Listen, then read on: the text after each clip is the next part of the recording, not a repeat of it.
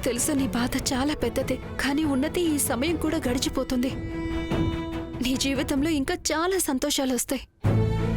అన్నయ్య, మామ్ అసలు మన లైఫ్లోకి తిరిగి రాకుండా ఉంటే బాగుండేదేమో. మనం ఆవిడ జ్ఞాపకాలతోనే బ్రతకడం నేర్చుకున్నాం కదా. పైగా ఆవిడ లేని బాధ కూడా మనకు అలవాటైపోయింది కదా.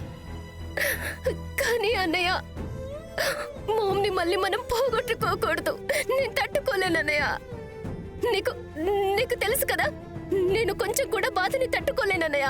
ఇది కూడా చాలా ఎక్కువ బాధ అన్నయ్య. ప్లీజ్ మామ్కి చెప్పు మనల్ని వదిలిపెట్టి వెళ్ళిపోవద్దని.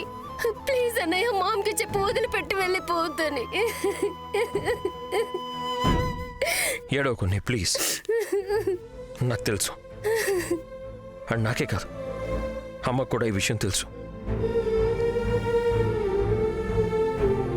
అమ్మా, నువ్వు మళ్ళీ నీ బంగారు తల్లిని బాధ పెట్టకమ్మా. ప్లీజ్ ప్లీజ్ లేమ్మా.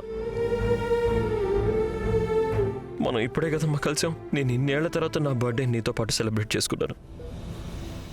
సో ఇలా చెయ్యి పట్టుకొని మళ్ళీ వదిలేసి వెళ్ళిపోకమ్మా.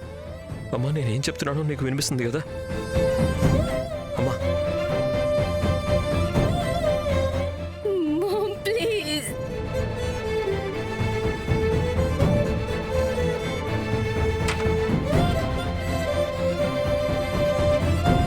మీరిద్దరూ బయటికి వెళ్లాల్సి ఉంటుంది. మేము పేషెంట్ ని వెంటిలేటర్ సపోర్ట్ మీదకి షిఫ్ట్ చేయాలి.